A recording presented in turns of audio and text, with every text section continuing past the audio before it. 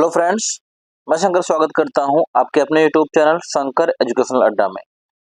दोस्तों, इस वीडियो में हम लोग देखने वाले हैं एमए थर्ड सेमेस्टर ज्योग्राफी, जो आपका फोर्थ पेपर है, जिसको आप बोलते हैं बायो ज्योग्राफी यानी जैव भूगोल। इसमें कुछ बहुत ही महत्वपूर्ण अति लघु प्रश्न को देखेंगे जो आपके एग्जाम के पॉइंट ऑफ व्यू से बहुत ही ज्यादा इंपॉर्टेंट है।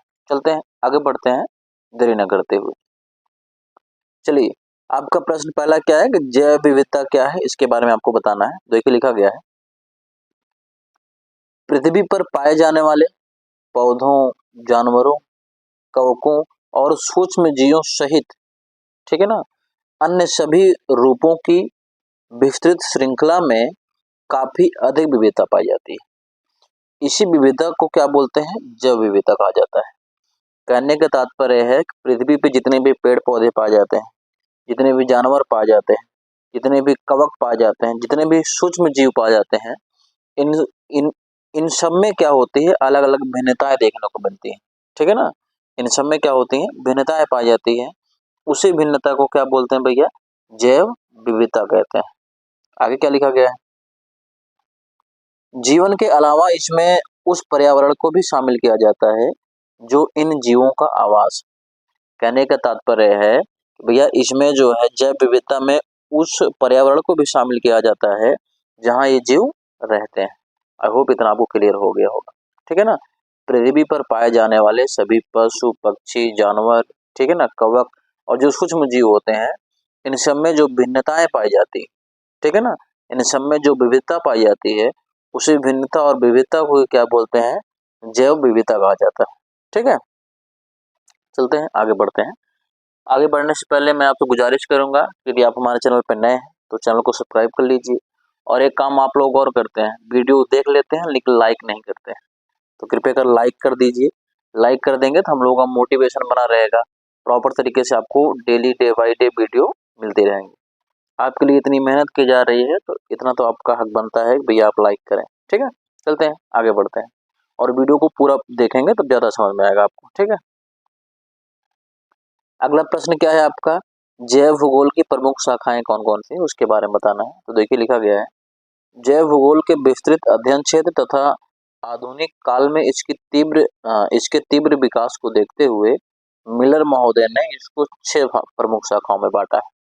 यानी भैया, जैव भूगोल का जो विस्तृत अध्ययन क्षेत्र है और आधुनिक काल में जो जैव भूगोल की इसका जो काफी ज्यादा विकास हो रहा है, उसको मद्देनजर रखते हुए जो मिलर महोदय थे, इन्होंने इसको 6 प्रमुख शाखाओं में बांटा है। कौन कौन से? पहला, प्राणी भूगोल। दूसरा क्या है? वनस्पतिक भूगोल, जिसको आप पादप भूगोल भी कहते हैं, ठीक है ना। तीसरा क्या है आपका? भू औषधि भूगोल। चौथा क्या है? भौतिक मानव शास्त्र। पांचवा क्या है? मृदा विज्ञान। और आपका छठा क्या है? जैव जलवायु विज्ञान। आई होप इतना आपको क्लियर हो गया होगा। बट कुछ आगे देखिए लिखा गया है, इनमें से 2 शाखाएं यानी वनस्पत भूगोल या पादप भूगोल जिसको कहते हैं, और प्राणी भूगोल, यही अधिक विकसित हुई हैं अभी तक। मतलब जो आपकी 6 शाखाएं बताई गई हैं किसकी? जैव भूगोल की, उसमें जो 2 शाखाएं हैं, कौन सा? एक वनस्पत भूगोल जिसको आप पादप भूगोल भी कहते हैं, दूसरा आपका है प्राणी भूगोल। यही 2 शाखाएं अभी तक ज्यादा विकसित हुई हैं। इसी वजह से क्या होता है, अधिकांश विद्वानों ने जैव भूगोल को केवल 2 शाखाओं में ही विभक्त किया है। किसमें? पादप भूगोल में और प्राणी भूगोल में। आई होप इतना आपको क्लियर हो गया होगा।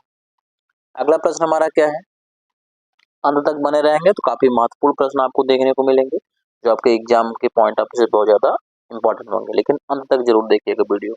और अगर जिसको जरूरत हो उसके पास शेयर जरूर करिएगा। चलते हैं, जैविक या पारिस्थितिकी अनुक्रम क्या होता है? क्या है? जैविक अनुक्रम या फिर पारिस्थितिक अनुक्रम क्या होता है, इसके बारे में जानना है। देखिए लिखा गया है, किसी पारिस्थितिकी तंत्र में जीवों के एक समुदाय के दूसरे समुदाय द्वारा प्रतिस्थापन को पारिस्थितिक अनुक्रमण या फिर अनुक्रम कहते हैं। कहने का मतलब यह है, कोई एक जीव समुदाय जो है एक स्थान पर रहता है, तो वहां वहां दूसरा जीव समुदाय आकर के उसको हटा देता है जब, इसी को क्या बोलते हैं? जैविक अनुक्रम या फिर पारिस्थितिकी अनुक्रम। ठीक है, अनुक्रम शब्द जो है, जिसको आप अंग्रेजी में सक्सेशन शब्द भी बोलते हैं, यह मूलतः जो पूर्ण रूप से लैटिन भाषा के सक्सेसिव शब्द से बना है, जिसका अर्थ क्या होता है, दूसरे की जगह आना। ठीक है, तो जैविक अनुक्रम क्या है या फिर पारिस्थितिक अनुक्रम क्या है, जब कोई जीव समुदाय किसी एक स्थान पे रहता है, ठीक है ना, तो दूसरा जीव समुदाय अगर उसको वहां से प्रतिस्थापित कर देता है, मतलब हटा देता है, उसी को क्या बोलते हैं भैया, पारिस्थितिकी, ठीक है, अनुक्रम। आई होप क्लियर आपको हो गया होगा। चलते हैं अपने अगले प्रश्न की तरफ।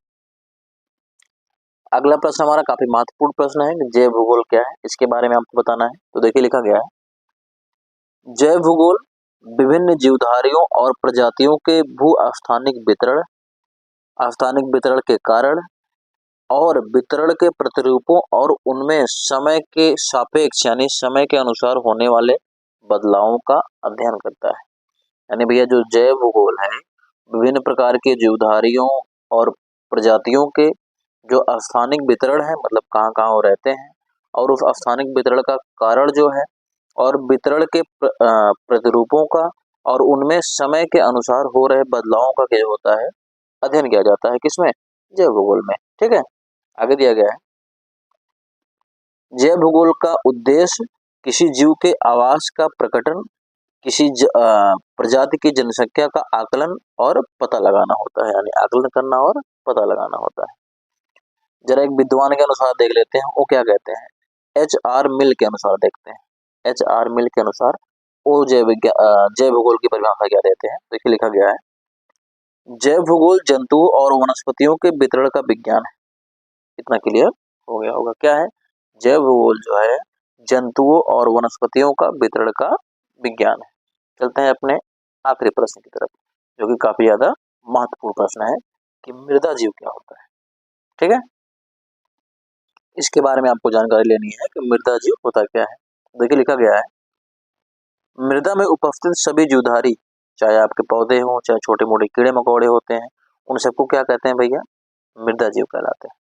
मृदा में उपस्थित सभी जीवधारी को क्या बोला जाता है, मृदा जीव कहते हैं। इनके अंतर्गत यानी जो मृदा जीव होते हैं, इनके अंतर्गत मुख्य रूप से क्या क्या आते हैं, जीवाणु, कवक, शैवाल, केचुए, घोंघे, ठीक है ना, नेमेटोडस, मेढक आदि जो सूक्ष्म कीड़े होते हैं, जो सूक्ष्म जीव होते हैं, वो इसके अंतर्गत आते हैं। किसके, मृदा जीव के अंतर्गत। ठीक है, जिसमें दिया गया है, ये सभी मृदा के निर्माण में, मृदा की संरचना के परिवर्तन में और मृदा को उपजाऊ बनाने में, ठीक है ना, बहुत महत्वपूर्ण भाग निभाते हैं। और ह्यूमस के निर्माण में भी एक क्रिया, उसकी क्रिया में भी क्या करते हैं, उसके निर्माण की क्रिया में भाग लेते हैं। आई होप क्लियर आपको हो गया होगा। चलते हैं, विदा लेते हैं आपसे, लेकिन आगे जाने से पहले मैं आपसे कहूँगा, यदि आप हमारे चैनल पर नए हैं, फिर से एक बार तो चैनल को सब्सक्राइब कर लीजिए और इस वीडियो को लाइक जरूर करिए, और लाइक करने के साथ साथ ज़्यादा से ज़्यादा शेयर करिए, क्योंकि पढ़ेगा इंडिया तभी तो बढ़ेगा इंडिया। मिलते हैं आपसे अगली वीडियो में।